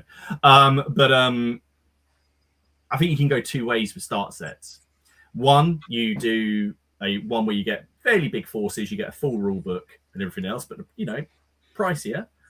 Or you do this, and people don't really do this very often. In fact, the only other people I really see do this are GW. They do some smaller start sets. And this, I like it how they've described this as an introductory set. This is the kind of thing I think you could be wandering around at Salute and see with your mate and go, should we give it a go? Like 21 quid each. And I think it'd be easy to expand. as well. So yeah, I think for the price, that's really good. And also, you can use it in other games as well. That terrain is going to be usable in the all of it, miniatures. Yeah. Apparently, the one I showed in the picture is £95. So, which I've already deleted. That's all right then. Yeah. So. Oh, interesting. Yeah, Gangs of Rome did it as well. Yeah, it is. So, like I say, don't be as everyone the big sets, but I think that's a good way to go because I think the margins are going to be really tight on something like that, and it will get people into it. I think hopefully what they'll do is potentially maybe release not particularly a box, but like an expansion for it. So like if you enjoyed this, there'll be a section on the website where you go like, here's another couple of frames of Vikings, or here's another frame of Vikings, another frame of Irish, some of the generic Dark Age archers, another house, and the full rule book. Now expand your pillaging. Yeah. But yeah, I think that's a great thing. But yeah, it's not a full rule book. It's sort of, I think it's like an introductory how to play, guide you through it. So the first bits of it, I think, will be very simple, straightforward, and then they'll introduce. The rules were fairly simple anyway, weren't they? So how did they? It's simple, but it's still pretty chunky. Well, not chunky, but it's still pretty long. But yeah, but like I say, it's gonna be something to keep an eye on. It'd be interesting to see other people. I do like me a starter set and something you can split with a mate if you're getting into the hobby or into that particular era. Genre. I think that's it's a good way to go. Not enough companies do a proper bundle where you can split things like that, I don't think. Well, that's it. You see, plenty of things have starters, but not introductory level stuff. No, exactly. And I think that pillage is fairly straightforward, as you say, anyway. And I think a lot of people it was responsible for getting quite a few players over from from the GW sort of crowd into trying it. And then they will try other things. So, I mean, did Bolt Action do one? I can't remember. I think they did. I think there was I seem to remember Stu did a review on a Bolt Action thing. I don't think it was at £42. I think it was pricier than that. But no, I think it came in a unique looking box, and you could use the box as scenery, and it had a bit of that was it. Yeah, it had like two sprues in it. It was a proper introductory. Box, but I know it was quite popular. I know people, it had the cardboard. It had the cardboard or something. Yeah. Yes, of course it did. Yeah. But again, it's a good way because it's not a massive outlay of funds. You're not spaffing out £180 for two armies that's going to take a year to paint, and then you'll probably never play it anyway. So no, it's a good way. That pillage one does look really interesting for that price. That's a bonkers price for what you get. Absolutely. Yeah, bonkers. I think that's a great price. Do you think they'll sell the huts? I think it would be. That's almost a certainty, isn't it? Inevitable, isn't it? Yeah. I mean, they've already said I think they've got other plans as well. But yeah, you'd be mad not to for that scenery. Any of those sort of starter sets like that, particularly at that sort of price point, are also great for sort of, the grandparents to buy you when you're a kid. So, when they don't know what else to buy exactly. you, just go and buy that set. It's got everything you need in it. Perfect. Off you go. Yeah. Yorkshire said, "Who's doing the pillage bundle?" Do you mean who's selling the starter set? It'll be through Victrix, and I imagine it'll be going out to most places. So that's the thing. That's before you even get it third party. If if Ian does it through Boards and Swords, you're going to get 5% off that. So it's going to be less than £40. Is there a code for that? I believe there is. Do we know it? Never heard of it before. It's an extra 5% off. I think. If you mean the potential sort of bundle thing I was talking about, like for afterwards, then that's just me sort of maybe suggesting something they could do. I like those kind of expand. By Fire and Sword does that. You get the starter set that you've got, Dom, and then they released a starter set expansion to basically expand both armies, which I thought was quite cool. And every single skirmish set that they've got, and I say skirmish set like in a broad term where they're concerned, because obviously it's it's a proper skirmish, isn't it? There's like a few hundred guys. Every skirmish set has an expansion set as well to take you up to the next level, which I think is quite, because as much as we like planning our projects, and who doesn't like planning out what they do, people are inherently lazy. And some people just want to play a game. And if they can just go, well, this gives me the units I need to expand my force, there we go. Yeah. And I mean, how long would it take to paint up those figures? Not very long at all, would it? No. I think it's winner. Chicken dinner. It's quite interesting. Let's have a look at some of the starred comments. Wargamer Kent says, Dom, there's a Boer War Many Would-Be Kings scenario in the latest war game, Soldiers and Strategy. Might give it an opportunity to get your collection on the table, as the Warlord supplement is still MIA. Yeah, that's an interesting one. Thank you for that. I shall look out for it. I will get it. Andrew, I'm tempted to use the Franco-Prussian French models for Spanish-Moroccan War, the Asturian 31st, to use the exact uniform, but rich brown, red trousers and white caps. Ooh, wow. That sounds like a target. It does, doesn't it? It really does. I quite like the idea of using the Franco-Prussians for using the new Kepis and Bayonets supplement for muskets and tomahawks, because they've got them in there. So I keep thinking that's a good way of getting my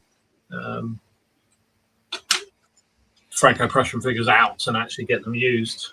I'd be really interested to see how that plays. I will.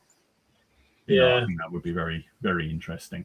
Let's see. There's a bunch of new Song and Ice and Fire stuff on pre-order for August. Oh, right. Okay. Yeah. We missed that in the news, didn't we? Yeah, and then there you go. Look, the voice from across the pond. A Song of Ice and Fire is a great game. Yeah, it's done. What about the Star Wars one? Which Star Wars one? What Star Wars? What Star Wars one? Game, miniatures game. If you mean Legion, I have played Legion. If you mean role-playing game, I used to play the Westwind one.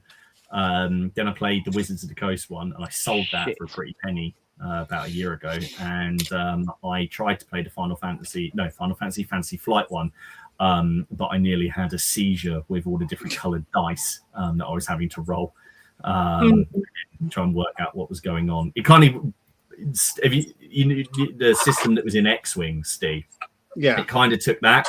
So you'd have hits and then criticals, but then it would add in like failure dice. So you would have like skill dice. So you'd add like 3 green skill dice. Then you would say it's a difficulty 2 task. You add 2 purple dice. Then if you're using the force, you add the force dice. And then if someone's helping you, you add the help dice. And then if it's raining on a Thursday, you add a different dice. And like if you were born in like an August moon, anyway. So you would roll this pool of dice, and then you'd have to count up all the successes, minus off the failures that are on the failure dice. And then if you were left with 1 success, that was good. But then there might be other modifiers on the other dice, and by the time you added them up, nobody cared. That sounds a bit like was it Allied Assault? No, was it Allied Assault? No, Rebel Assault. Yeah. It was, because that was by them as well. So it kind of took everything I hated about those 2 games and managed to squeeze it into one system. I spent when me and my mate decided to get into that, and we both went a bit overboard. And I just spent a small fortune on it, and then I realized, 1, I didn't like it, and 2, the figures were bendy. They were really, really bendy, and I didn't like them. So I've got a full box back there. I don't know what's happened to the figures, but I suppose I could use the board pieces for something. But no, I just didn't like it at all. And there was just loads of different coloured dice in it. I did play through Legion. On my mate had the Hoth version. And we enjoyed that. That was fun, but it didn't really sort of get the really grab us. Shaco's, the biggest downside of A Song and Ice and Fire is it's made by Simon, the website for rating people's paint jobs. Yeah, call me or not. They have made a lot of games and abandoned a lot of games. Yeah. They actually criticise people's paint jobs. Bloody hell. No. It's you. Have you never seen Simon? It's been going for this website. So Cool Mini or Not. So basically, it's cool. There would be loads of things on there about like painting tutorials. I used to go on there because there'd be painting tutorials and stuff on there. Right. Tutorials and stuff on there. But you could upload your photos on there, and people will rate them and criticize them. But you are actively uploading them though. It's not like Facebook where you're uploading them and you might get some people criticizing. You're going to upload them on there, and they are going to get criticized. Right. Okay. Well, upload my painting on there. But yeah, it's the painting on there. Yeah, but I don't know how well that was sort of advertised. Yeah, so yeah, you upload your stuff on there, and then you get a bunch of critique on it. But then some people want that. That's absolutely, if you want it, that's absolutely fine. Yeah. Dan, he still has a limited edition wooden box versions of Rome. I got those as well. When we moved house, the Rome. So those 2 boxes of Rome, my Terminator 2 Judgment Day in big steel tin, my Hammer Horror collection that unfolds into a gigantic black cross, and a few other box sets stayed. And then my other, I think it's about 1,500 DVDs into a wallet. Well, many wallets actually. I say that there's one. No, there's about 7 or 8 wallets that hold sort of 250. The Brandon Brothers tin box. Yeah, I've got those. Yeah, and I've got that, and I got the Pacific one as well. No, I've got those. I was a sucker for a box set. I really was.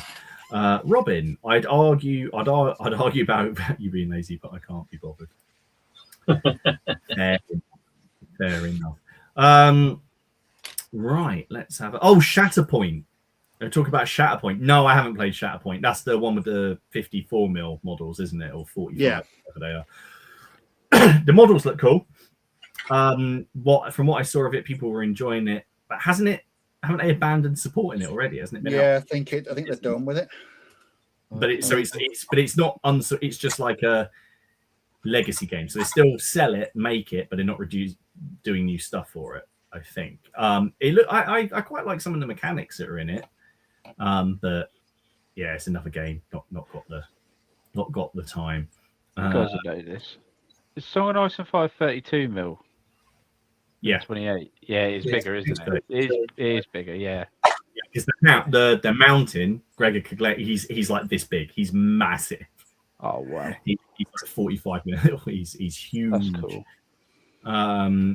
Dignity says, I think this moment is one of great choice and quality. It is a bit of a gaming golden age. Yeah, it is. I think we're a bit sport for choice. Completely. To be honest, some of the moaning and that you hear when a new release comes out, you've only got, I think, maybe even 5 years ago, and we didn't have the podcast. That choice. Yeah, always makes me chuckle.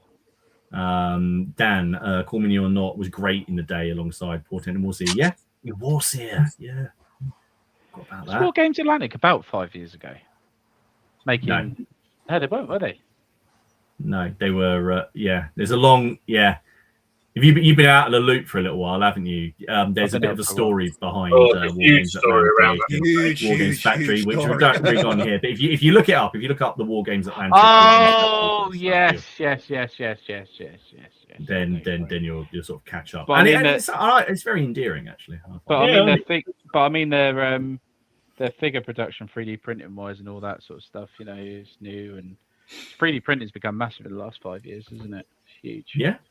It's been a massive growth. Yeah. Andrew said he spent a small fortune on Imperial Assault the last few months. He loves it. Yeah, that's the thing. Good. There's just so much choice. It's all good. Yeah, it's all good. I mean, I think I'd love to give some of these games another go. I mean, because Imperial Assault was based off of Descent, and I had the first edition of Descent, which came in a box like this big tomb. It was called like a tombstone box. It was massive, and we played that to death. We loved it.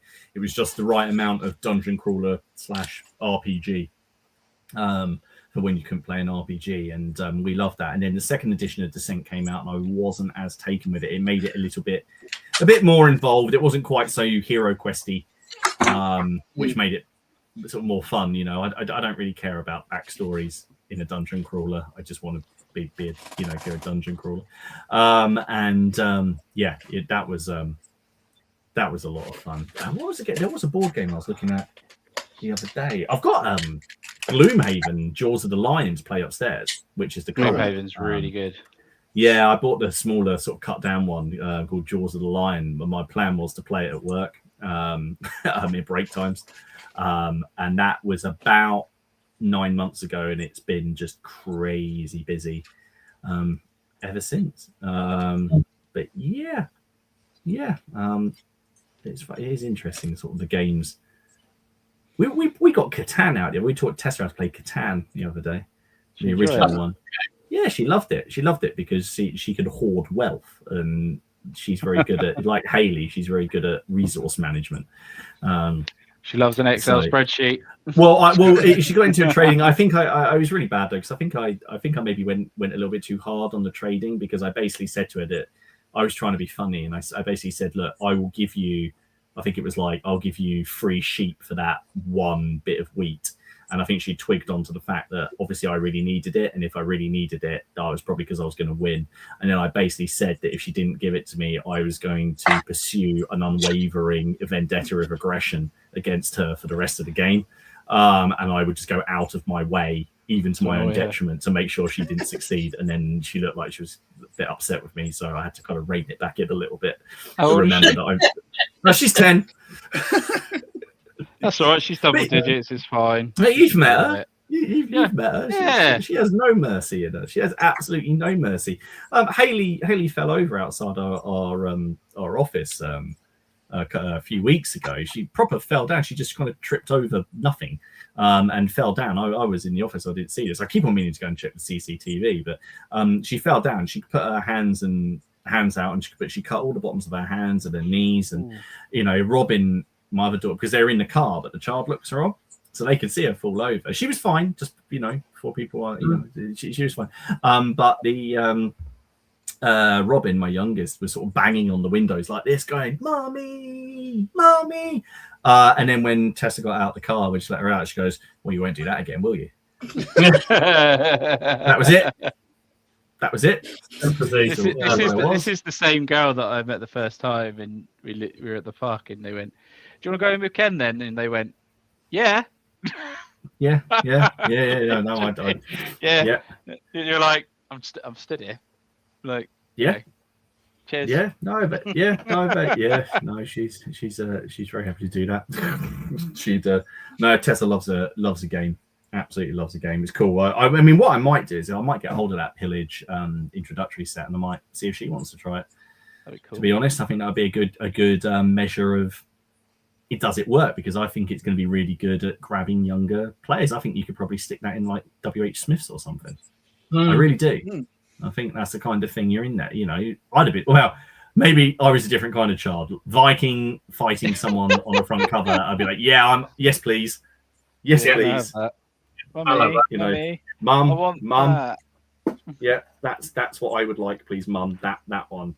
I don't want Pokemon cards. I want that. Pokemon cards weren't a thing. Well, the card, it was even you went to one or two ways. You went Magic the Gathering,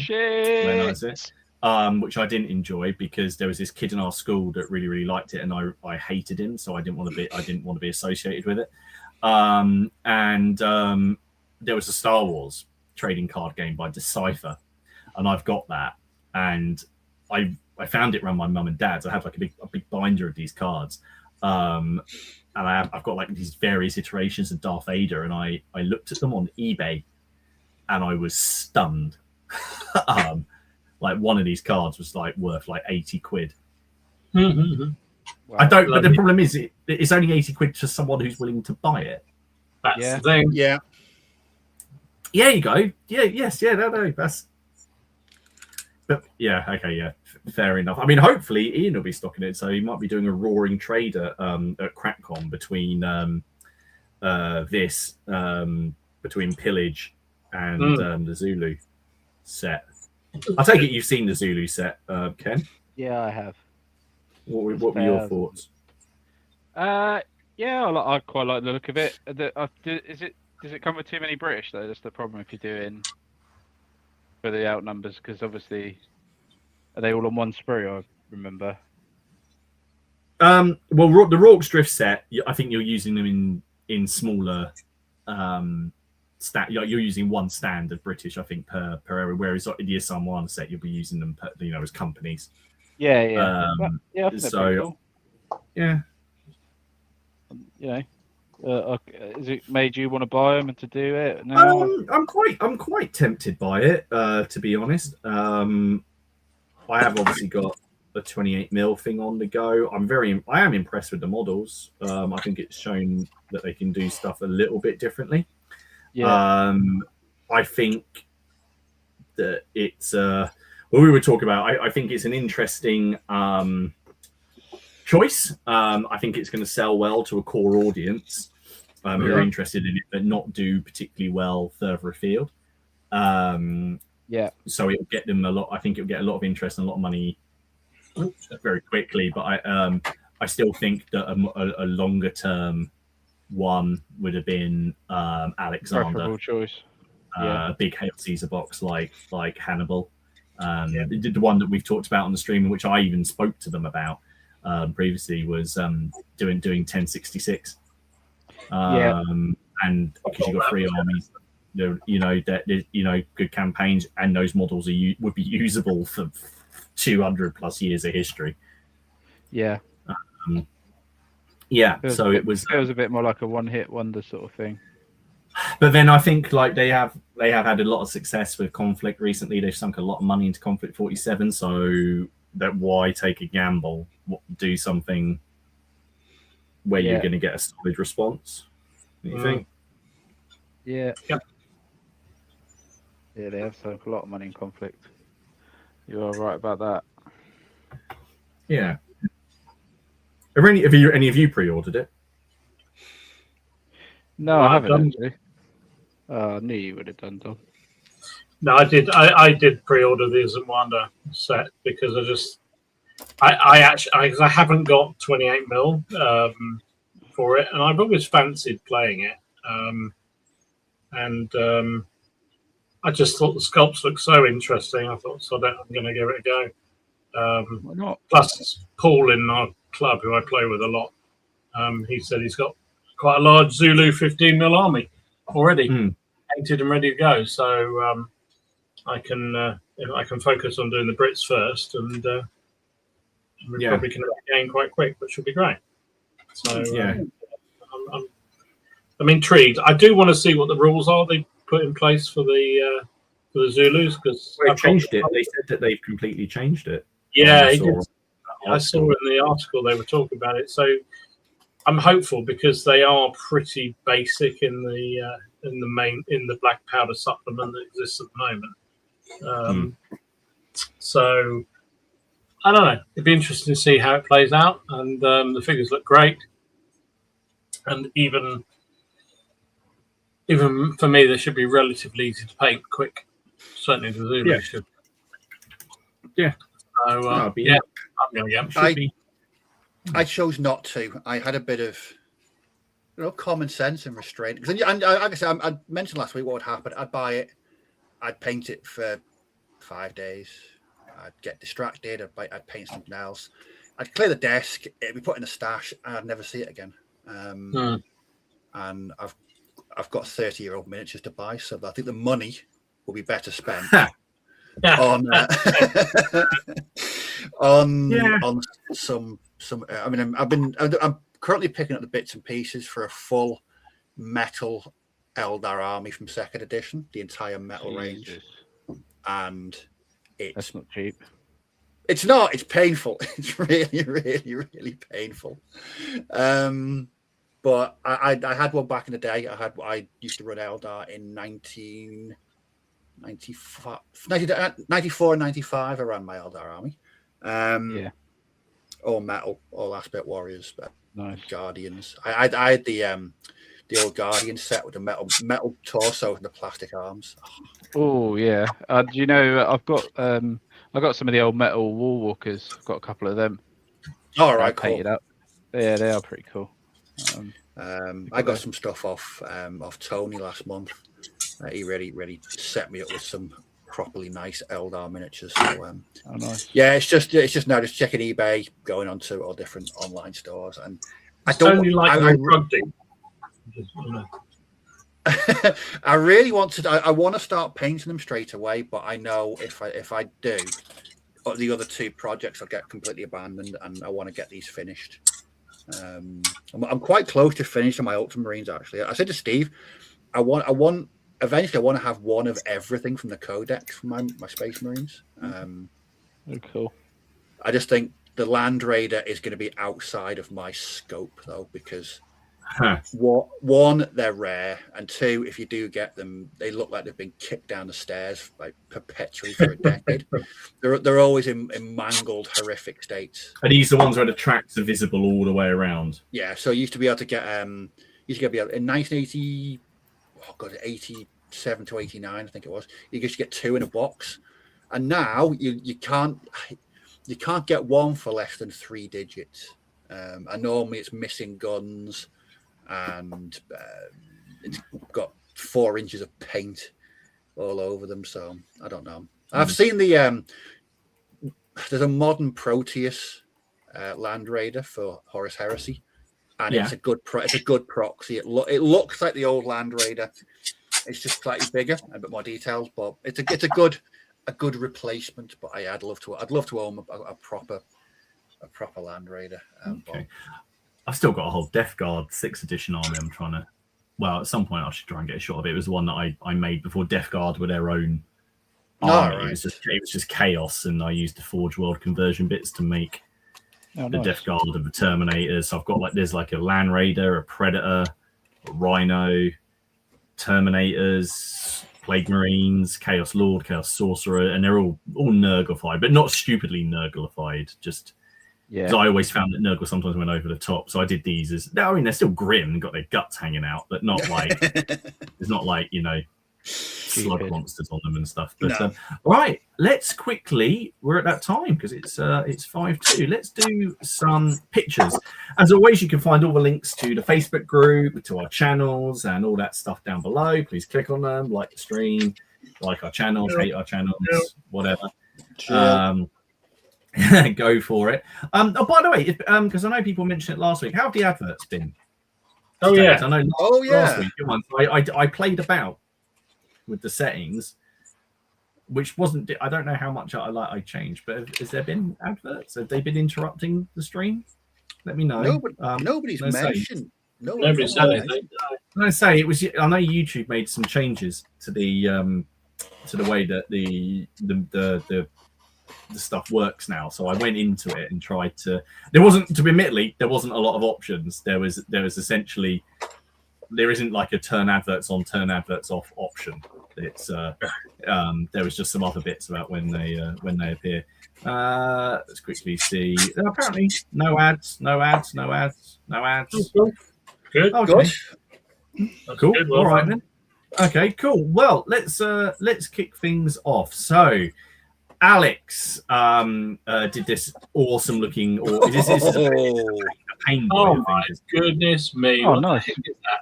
That's a pain Look at boy. that orc flesh. I love the sort of understated blood splatter as well because it is very easy to go nuts on that. That is very, very cool. Dom sucked all the red. It's true. I mean, the money I made out of it, flipping heck. Yeah. Jeez, must be at least 50p. So yeah, that's very cool. Very nice. Look at these. I'm not Chris. these. Oh, they're 10 mil. They're lovely. 10 mil, and he hand painted the flag. That's madness. Absolutely mad. Love it. Madness. Yeah. Awesome stuff though. Charlie has been doing some World War One gaming. Nice. Very nice. Pretty cool to see. I do like to see some World War One stuff. Lots of little scales, which is very cool. Yeah, been creeping in. I think Good. It's nice to see some variety. Now John and his buddies or his game group, they're refighting Borodino, and so they needed the church, which is kind of a big factor in the game, right, or in the landscape. So they built it. Oh, look at that! How cool That's is marvelous. that? Marvelous. Cool. Absolutely. That's just lovely. Just lovely.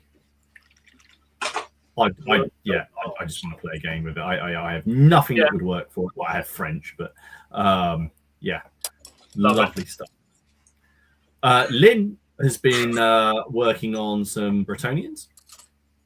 Oh, very nice. Wow. Very cool. I always do like a black and yellow color scheme. It's very, very cool. Yeah, very cool. Mitchell, working some Spartans. Sparta! There we go. Jesus. Such a nice, clean. I love it though. It's a really nice, clean paint job. It is, yeah. Nice. Very cool. Nick up the road. As we look at the Naval Brigade. Oh, they're nice. Oh, nice. Yeah. Very cool. Lovely looking stuff. Lovely. Now Robin's been working on not just Lily banners. He's been Legions Imperialis. And you know how Robin likes his pigments and stuff. So check these out. These are very cool. Actually, he sent me a picture of these during the week. Oh, nice. Oh, very nice. Blimey. Now, I did say that these are very, very nice, and I hope he took what I was about to say as a compliment. But with the face on one of those, really reminds me of Steve Buscemi. It's the one on the left. I don't know why it just reminds me of Steve Buscemi.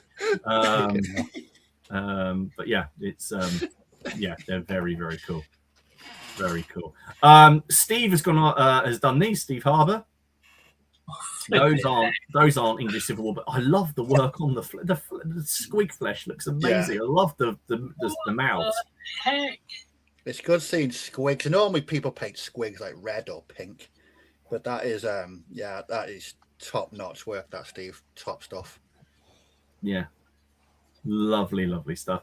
Stephen, Blood Angels. Again, Stephen's paint jobs are always really clean, nice edge highlighting as well. Those are ace. Yeah, I saw that. Very, very nice. Tony, I think this is Necromunda. I think they're Orlocks. Orlock. Yeah, Orlock. Very nice. I like that blue. It's I quite like pale blue. Is rather than just Napoleonic blue. I like pale blue. It's very cool. There we go. There you go, Don. Warren's been working on some Napoleonics. Wow, look at those. Out. Very nice. Very nice. I'll have a moment. Very nice. Very cool. Lovely stuff. Nathan has been getting his forces ready for CrackCon because he's doing Marsden Moor with Miller. Lovely. Nice. So look at those. Nice. Lots of juicy pike and shot and mortars and all that kind of stuff. Lovely. Wow. Warren has had this giant for a while and decided it needed painting up. So there we go. Warren being Warren. There we are. Yeah. Jeez. Lovely stuff. It's a top amount of work this week. This lovely superb stuff. They're always really nice on that. And Willem. So gladiators. I just really like look at the flesh. It's very cool. They are brilliant. Very good. No, it's very nice. Lovely stuff. Well, God, it's time. That was just a nice natter tonight. Nice relaxed one. Now I can put it up. Here is the menu for the video. You know what would be hilarious if you put the merch one up instead of. That would have been quite funny. I'm not going to lie. So there we go. So remember, I am going to post this up in the CrackCon, on the Facebook group, so you'll be able to order those. You'll just have to email us and let us know what you like, and then we'll put the orders together and then send details of payment. But up on the stream. So next week we are with Dom, who's asking the important question: what is the most underrated battles for wargaming and periods and epochs and things like that? It's just I couldn't fit it into the text box. Basically, what do you think is just underrated? People don't play enough of, and why should you? Why should you? And you're not allowed to say Space Weirdos. if that gets said, Steve has to do an extra drummer boy. Just saying That sounded pretty dodgy. Yeah. And then once Steve's recovered from that, we're with Steve for a painting clinic. Then on the 24th, I'm not around. And it's to be confirmed, but potentially something a bit different. different, different over on Dom's channel. If it works. So that'll be there. And then the 31st is actually, as you see, no stream, blissful silence. It is a bank holiday, but we would have had that day off anyway, as it was a 5-week month. Yes.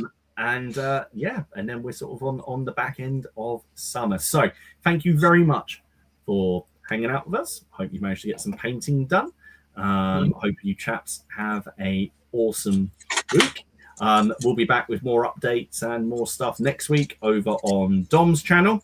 And until then, see you guys later and look after yourself. Ta-ta. Everybody, take care. Bye bye.